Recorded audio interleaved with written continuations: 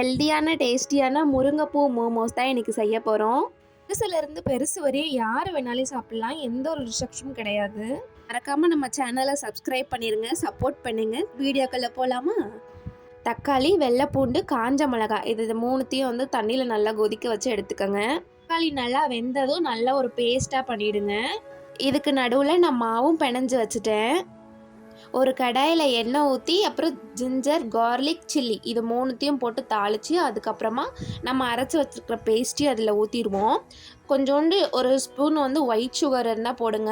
என்கிட்ட இன்றைக்கி white sugar இல்லை, அதனால நாட்டு சக்கரை போட்டிருந்தேன். டொமேட்டோ சாஸ் இருந்துச்சுன்னா ஒரு 2 பேக்கெட் இருந்துச்சுன்னா ஊற்றிக்கோங்க. அவ்வளோதாங்க, மோமோஸ் சட்னி ரெடி. கூட கொஞ்சம் மயனஸும் செஞ்சுக்கிட்டேங்க. மயனஸில் ஒரு துளி கூட ஆயில் சேர்க்க மாட்டேன். பிறந்த குழந்தை கூட இந்த மயனஸை சாப்பிட்லாம், எந்த ஒரு சைடு எஃபெக்டும் வராது. மயனஸ்க்குனே தனியாக ஒரு வீடியோ போட்டுருங்க, பார்த்துக்கோங்க. வெங்காயம், பச்சை மிளகாய் இதெல்லாம் ரொம்ப பொடிசாக கட் பண்ணி வச்சுக்கோங்க. நான் இன்றைக்கி ஒரு அரை முட்டைக்கோஸ் எடுத்திருக்கேன். முட்டைக்கோஸ் எடுத்து இந்த கேரட் திருவுறதில் நல்லா நைஸாக திருவிக்கோங்க, இல்லைன்னா வாயில் தட்டுப்படும். இஞ்சியும் பூண்டையும் நல்லா நைஸாக சாப் பண்ணி எடுத்துக்கோங்க. அரைக்க வேண்டாம், சாப் பண்ணிவிடுங்க. அப்போ தாங்க டேஸ்ட் அடி தூளாக இருக்கும்.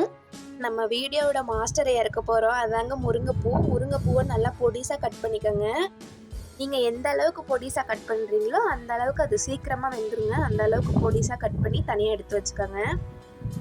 இஞ்சி தோல்லாம் சீவிட்டு நல்லா க்ளீனாக கழுவிட்டு அதுக்கப்புறம் ஒரு க்யூபாக நான் இன்றைக்கி கட் பண்ணுறேன் பார்த்தீங்களா, இந்த சைஸில் கட் பண்ணாவே போதுங்க. ரொம்ப பொடிசாக கூட வேண்டாம், இந்த சைஸில் கட் பண்ணிங்கன்னா கரெக்டாக இருக்கும்.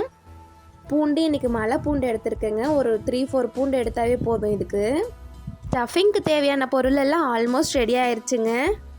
இந்த இன்க்ரீடியன்ஸ் எல்லாம் பச்சையாக ஸ்டஃப் பண்ணிடாதீங்க. உங்களுக்கு ஒரு முக்கியமான ஒரு டிப்ஸ் சொல்கிறேன், அதுபடி நீங்கள் பண்ணிங்கன்னா இன்னும் கொஞ்சம் டேஸ்டியாக இருக்கும். ஒரு பேனில் கொஞ்சோண்டு எண்ணெய் எடுத்துக்கிட்டு அதுக்கப்புறம் ஜிஞ்சர் கார்லிக்லாம் வந்து சாப் பண்ணி வச்சுருக்கோம்ல, அதை போட்டு கொஞ்சோண்டு சில்லி போட்டுருங்க. அப்புறம் வெங்காயம், அதுக்கப்புறம் நம்ம துருவி வச்சுருக்க கேபேஜ், அதுக்கு பின்னாடி அப்படியே முருங்கைப்பூவையும் போட்டுருங்க. நல்லா ஒரு 2 மினிட்ஸ் வந்து அந்த எண்ணெயிலே ஃப்ரை பண்ணிங்கன்னா நல்லா வெந்துடும். தேவையான அளவுக்கு உப்பும் கொஞ்சமாக பெப்பரும் ஆட் பண்ணிக்கோங்க. கடைசியாக வந்து அது வெந்துருச்சு அப்படின்னு தெரிகிறப்ப ஒரு முட்டையை உடச்சி ஊற்றி அதை வந்து ட்ரை பண்ணிவிடுங்க. கொஞ்சம் கூட மாய்ஸ்சரே இல்லாத அளவுக்கு ட்ரை பண்ணிவிடுங்க. அவ்வளோதாங்க, பூர்ணம் ரெடி ஆயிடுச்சு. இதில் சொன்னால் ஸ்டஃபிங் இது நம்ம ஊர் கொழுக்கட்டை தானே. ரியாஸ் கொஞ்ச நேரம் எனக்கு தேய்ச்சி கொடுத்துக்கிட்டு இருந்தாங்க, ஆனால் அவனால் முடியல. அதோட பரவாயில்லைங்க நீ நான் ஹெல்ப் பண்ணுறேன் அப்படின்னு சொன்னான். ரொம்ப லேட்டாச்சு, அதனால் நானே இறங்கிட்டேன். நான் இன்றைக்கி லீஃப் டைப்பில் தாங்க செய்ய போகிறேன். ரவுண்டாக பண்ணால் அது வந்து ரொம்ப மாவு மாதிரி நின்றுது, அதனால லீஃப் மாதிரி பண்ணால் கொஞ்சம் எல்லா இடத்துலையும் பரவி நல்லாயிருக்கும். எனக்கு கொஞ்சம் இந்த ஸ்டெப்பு தாங்க ஈஸியாக இருக்கும். இனியா குட்டியும் ஊடால வந்து நோண்டிக்கிட்டு உட்காந்துருந்தா. வீடியோ பார்க்கையில் கஷ்டம்லாம் நினைக்காதீங்க, ரொம்ப ஈஸிங்க. ஒரு 4 மணி நேரத்துலேயே செஞ்சிடலாம். அடிக்கிறதுக்கு மட்டும் கற்றுக்கிட்டிங்கன்னா போதும், ரொம்ப ஈஸி.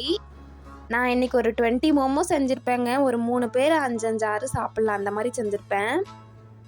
ஃபைனலாக அவுட்புட் இப்படி தான் வந்துச்சு. இதை அவிக்கிறதுக்கு முன்னாடி இட்லி பாத்திரத்தில் நல்லா எண்ணெய் தடவிடுங்க, இல்லைன்னா ஒட்டிக்கும். ஏன்னா அது மைதா தானே. பாத்திரத்தில் வந்து எண்ணெய் தடவி அதுக்கப்புறமேட்டுக்கு வந்து இதை வந்து பிளேட் பண்ணுங்கள். மாவு எப்படி பிசையணும்னா, மைதா மாவு உங்களுக்கு எவ்வளோ தேவையோ அவ்வளோ எடுத்துக்கிட்டு கொஞ்சோண்டு சர்க்கரை, கொஞ்சோண்டு உப்பு, அப்படியே சப்பாத்தி டோ பிசையோம்ல அந்த மாதிரி பிசைஞ்சிருங்க. அதுதாங்க கரெக்டான பதம். அந்த மாதிரி பிணைஞ்சு ஒரு 30 மினிட்ஸ் ஊற வச்சுட்டு அதுக்கப்புறமேட்டுக்கு நீங்கள் எடுத்து இந்த மாதிரி பண்ணிங்கன்னா நல்லா சாஃப்டாக வரும். மோமோஸ் மேலே கூட நீங்கள் வந்து எண்ணெய் தடவலாங்க. நான் இனியாவும் சாப்பிடுவா அப்படிங்கிறதுக்காக எண்ணெய் நிறைய வேண்டான்னு நான் அடியில் மட்டும்தான் தடவினேன், மேலெல்லாம் தடவலை. இனியாவுக்கும் இது ரொம்ப பிடிக்குங்க. சின்ன குழந்தைங்களுக்கும் கொடுக்கலாம், எந்த பிரச்சனையுமே இல்லை. ஏன்னா மைதா சேர்த்துருக்கிறதுனால அளவாக கொடுங்க. ஒன்றோடு ஒன்று ஒட்டாத மாதிரி பிளேட் பண்ணிக்கோங்க. அப்புறமேட்டுக்கு அவிஞ்சிட்டு அப்புறம் ஒன்றோட ஒன்று ஒட்டிக்கிச்சுன்னா பூர்ணம்லாம் வெளியே வந்துடும்.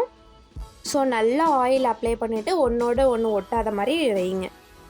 அடுப்பில் இட்லி பாத்திரத்தில் தண்ணி ஊற்றி வச்சுட்டு வந்திருக்கேங்க. அது ஒரு பக்கம் கொதிக்கிட்டோம். அப்போ தான் இதை கொண்டு போய் வச்ச உடனே சீக்கிரமாக நம்ம வேலையாகும். மோமோஸ் அவியறதுக்கு ஒரு 15 மினிட்ஸ் கூட ஆகாதுங்க. உங்களுக்கு திறந்து பார்த்தாவே தெரியும், கண்ணாடி பதத்தில் இருந்தால் மோமோஸ் அவிஞ்சிருச்சு அப்படின்னு அர்த்தம். எடுக்கையில் கொஞ்சம் கேர்ஃபுல்லாக எடுங்க. ஏதாவது ஸ்பூன் வச்சுக்கோங்க, கையில் டக்குன்னு எடுத்திங்கன்னா கிழிஞ்சிட்டு அதிலே ஒட்டிக்கும். இனியா வேறு அம்மா என்னமோ செய்கிறாங்களே என்னன்னு தெரியலையே அப்படின்ட்டு ஊற்று பார்த்துக்கிட்டே உட்காந்துருந்தாங்க. ஃபஸ்ட் டைம் ட்ரை பண்ணுறீங்கன்னா கொஞ்சம் அந்த மடிக்கிறது கொஞ்சம் கஷ்டமாக தான் இருக்கும். அப்படியே போக போக பழகிடுங்க. 15 மினிட்ஸ் கழிச்சு பார்த்தீங்கன்னா எம்மியான மோமோஸ் ரெடிங்க. நெக்ஸ்ட் வீடியோவில் பார்க்கலாம். Tata bye bye.